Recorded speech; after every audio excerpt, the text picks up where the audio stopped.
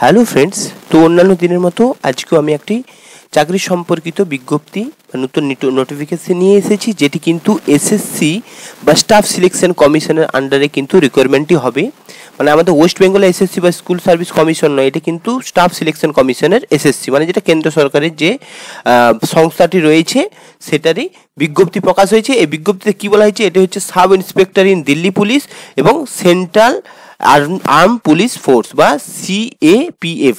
তাহলে এটা কিন্তু যারা পুলিশ লাইনে যেতে চান বা ডিফেন্সে যেতে চান তাদের জন্য কিন্তু এটি একটি ভ্যাকেন্সি, যেটা কিন্তু দিল্লি স্টেটের জন্য একটি বিজ্ঞপ্তি। এবং এইখানে পরীক্ষার কিন্তু আবেদন অলরেডি শুরু হয়ে গেছে 26শে সেপ্টেম্বর থেকে, এবং এটি চলবে 16ই অক্টোবর 2025 পর্যন্ত। এবং এখানে যেটা বলা হয়েছে যে আপনারা যখন ফর্মটি ফিল আপ করবেন, কোনো কারণবশত যদি আপনাদের ভুল হয়ে থাকে তাহলেও কিন্তু আপনাদের একটি কারেকশন উইন্ডোজ দেওয়ার সুবিধা রয়েছে, যেটি কিন্তু 24শে অক্টোবর থেকে 26শে অক্টোবর দুদিন ধরে কিন্তু আপনাদের কারেকশন উইন্ডোজ ওপেন থাকবে। এবং এর যে পরীক্ষাটি বা কম্পিউটার বেসড যে এক্সামিনেশনটি হবে সেটি কিন্তু নভেম্বর থেকে ডিসেম্বরের মধ্যে হতে পারে। এটি কিন্তু টেন্টেটিভ, হয় নভেম্বর বা ডিসেম্বরের প্রথম দিকে কিন্তু হতে পারে।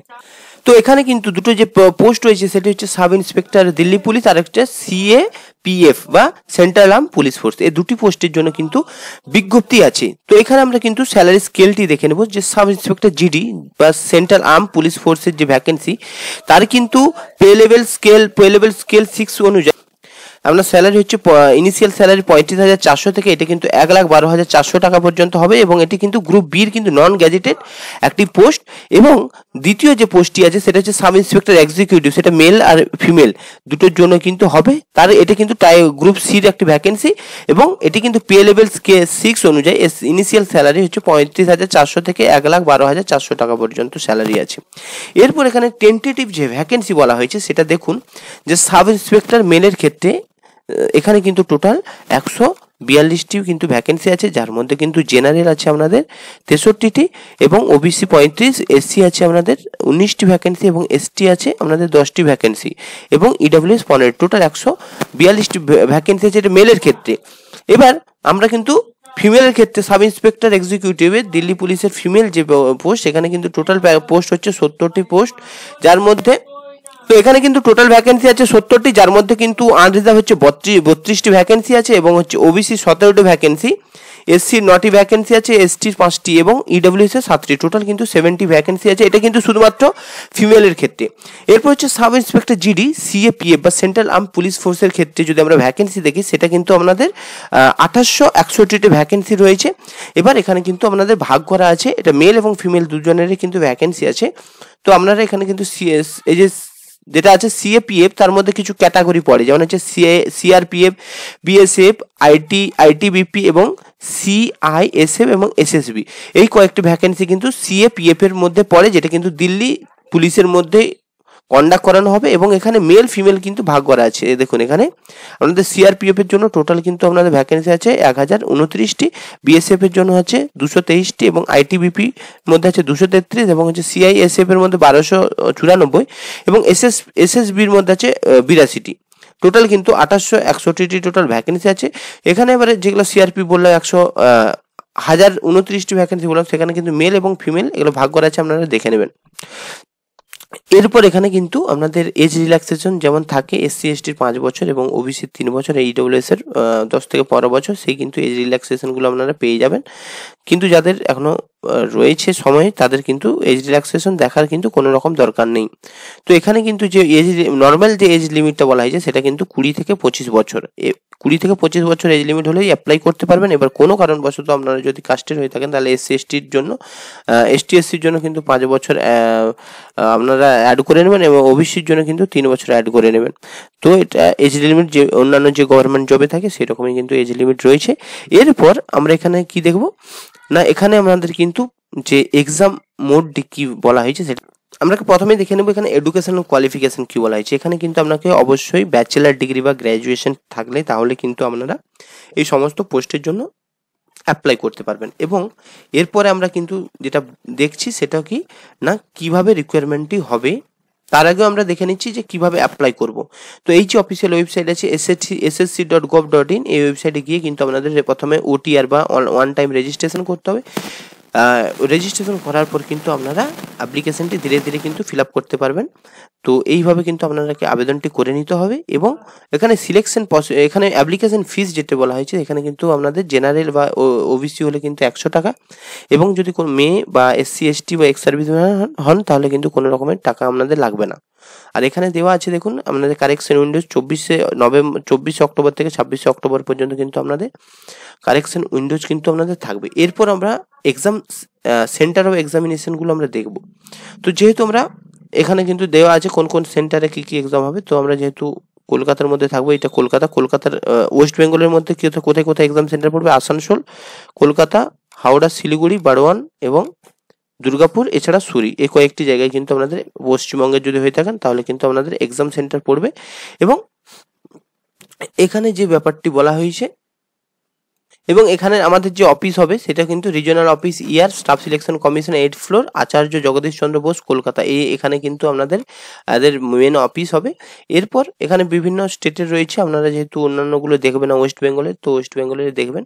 এরপর হচ্ছে স্কিম অফ এক্সামিনেশন, কিভাবে এক্সামটি কত নাম্বারের হবে। তার আগে আমি একটা বলে দিচ্ছি যে আপনাদের কিভাবে সিলেকশন হবে।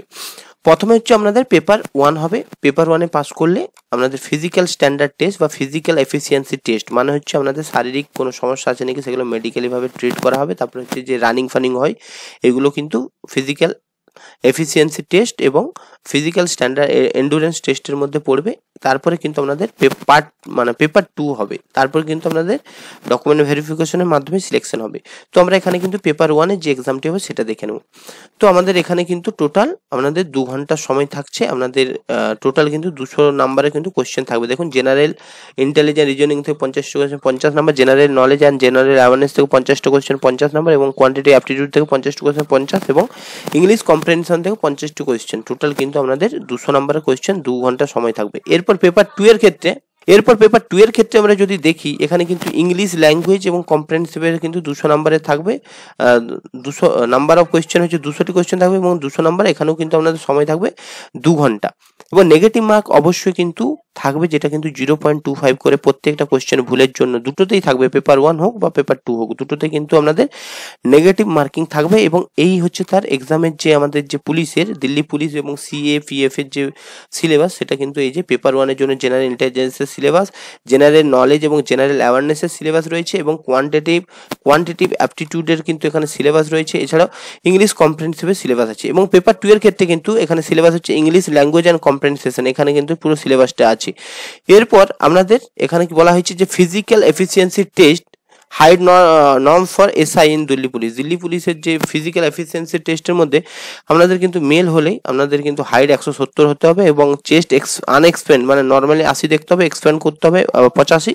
এবং এটা কিন্তু হচ্ছে মেলের ক্ষেত্রে নর্মাল অন্যান্য জায়গায়। এবার যদি আপনি গাড়োয়াল হন বা কুমায়ুন হন, হিমাচল প্রদেশ হন, গোর্খা হন, ডোগরা হন, মারাঠাস হন, কাশ্মীর ভ্যালি হন, লে লাদাখ রিজিয়ন হন, তাহলে কিন্তু আপনাদের হাইটটা একটু কম লাগবে 165, এবং বুকের যে মানে চেস্টের যে ব্যাপারটি নন ফোলানো অবস্থায় কিন্তু আপনাদের 80 থাকতে হবে, এবং ফোলানো অবস্থায় 85 হতে হবে। এবং আপনারা যদি ST হয়ে থাকেন তাহলে 162.5 হতে হবে, এবং আনএক্সপ্যান্ডেড 77, এবং হচ্ছে এক্সপ্যান্ডেড 82। এবং ফিমেল ক্যান্ডিডেট হলে কিন্তু আপনাদের শুধু হাইটটাই দেখবে, কিন্তু কোনো রকম চেস্ট দেখা হবে না। হাইটটা হচ্ছে 157 সেন্টিমিটার হলেই কিন্তু আপনারা এলিজিবল। এরপর এখানে বিভিন্ন ভাগ আছে, আপনারা একটু দেখবেন। এরপর হচ্ছে যেটা বললাম উপরে, যেটা বললাম SI, এবং এটা কিন্তু CAPF এর যে ব্যাপারটা, এখানেও কিন্তু পুরো হাইট লিস্ট আছে, আপনারা দেখে নেবেন। হাইট আপনার এক্সপ্যান্ডেড নন এক্সপ্যান্ডেড পুরো দেখে নেবেন। এরপর আপনাদের এখানে কিন্তু মেল ক্যান্ডিডেটে যেটা হচ্ছে ফিজিক্যাল এফিসিয়েন্সি টেস্ট, আপনাকে কিন্তু 100 মিটার রেস করতে হবে 16 সেকেন্ডের মধ্যে। এরকম করে টোটাল ভাগ করা আছে, আপনারা এগুলো পড়ে নেবেন। পিডিএফটি SSCর যে ওয়েবসাইট আছে সেখানে গিয়ে কিন্তু আপনারা দেখে নিতে পারেন। এরপর এখানে সিলেকশন প্রসেসটা বলে দিলাম যে আপনাদের প্রথমে কিন্তু প্রিলি হবে, তারপরে মেন্স হবে, প্রিলি হবে, তারপরে হচ্ছে ফিজিক্যাল এফিসিয়েন্সি টেস্ট বা PET হবে, তারপরে কিন্তু আপনাদের পেপার 2 হবে। দেন কিন্তু ডকুমেন্ট ভেরিফিকেশন হবে। এখানে ডকুমেন্ট ভেরিফিকেশনে কি কি লাগবে বলা হয়েছে, ম্যাট্রিকুলেশন, মাধ্যমিকের মার্কশিট সার্টিফিকেট, এবং আপনাদের HS এর marksheet certificate, graduation marksheet certificate, সাথে আপনাদের যদি কাস্ট সার্টিফিকেট থাকে কাস্ট সার্টিফিকেট, নাহলে কোনো আপনার ডকুমেন্টস রাখবে, আপনার আধার কার্ড বা ভোটার কার্ড বা ড্রাইভিং লাইসেন্স থাকলেও হবে। এবং আপনাদের যদি এখানে রিলেভেন্ট সার্টিফিকেট থাকতে হবে, যদি আপনার কাজ থাকেন তাহলে কিন্তু সেখানে আপনার এজ ইলেকশন সার্টিফিকেট হিসেবে কাজে লাগবে। তো এইগুলো কিন্তু আপনাদের এই যে টোটাল কিন্তু ডকুমেন্ট ভেরিফিকেশনে লাগবে। তো এই ছিল দিল্লি পুলিশের কিন্তু রিকোয়ারমেন্ট, সেটা এসআই হোক বা সিএপিএফ এর দুটোরই কিন্তু পুরো ভ্যাকেন্সি বললাম প্রত্যেকটির কিন্তু, এবং হচ্ছে শারীরিক যে গঠন মাপঝোঁক সেগুলো কিন্তু এখানে লেখা আছে, এবং পুরো প্রসিডিউর এবং সিলেবাসটাও আপনারা পুরোটা তো বলা সম্ভব নয়, অনেকটা লেন্দি হয়ে যাবে। তার জন্য আপনারা কি করবেন, আপনারা এই যে অফিসিয়াল ওয়েবসাইটটা আছে এসএসসির, আমি দেখে দিচ্ছি অফিসিয়াল ওয়েবসাইটটা। প্রথমে যেটা বললাম, প্রথমে যে অফিসিয়াল ওয়েবসাইটটা আছে এই যে ssc.gov.in, এই ওয়েবসাইটে গিয়ে কিন্তু আপনারা ডাউনলোড করে ভালো করে কিন্তু পড়বেন, কারণ সমস্ত ভিডিও দেখালে আপনার কিন্তু এই ভিডিও 1-1.5 ঘন্টার উপরে চলে যাবে, তো আপনারা ইরিটেট ফিল করবেন। তার জন্য আমি শর্টে বলে দিলাম। তো এখানে মেন জিনিস যেটা জানতে হবে আপনাকে, আপনার এখানে অ্যাপ্লিকেশনটি কবে থেকে হচ্ছে, 26 সেপ্টেম্বর শুরু হয়েছে, 16 অক্টোবর পর্যন্ত চলবে। তো এটা কিন্তু যারা পুলিশের অ্যাসপিরেন্ট আছেন তারা কিন্তু আবেদনটা করে দিন। তো ভিডিওটি যদি উপকারে লেগে থাকে ভিডিওটি লাইক করবেন, কমেন্ট করবেন, এবং আমার কেরিয়ার পয়েন্ট চ্যানেলটি সাবস্ক্রাইব করবেন, যাতে আমি আপনাদের চাকরি সম্পর্কিত বিভিন্ন ধরনের আপডেট প্রোভাইড করতে পারি। এবং ভিডিওটি দেখার জন্য অনেক অনেক ধন্যবাদ। ভালো থাকবেন, সুস্থ থাকবেন, এবং আমার পাশে থাকবেন, যাতে আমি আপনাদের আরও বেশি বেশি ভিডিও দিতে পারি এবং আমি মোটিভেট হয়ে আপনাদেরকে অনেক রকম ইনফরমেশন দিতে পারি। ধন্যবাদ।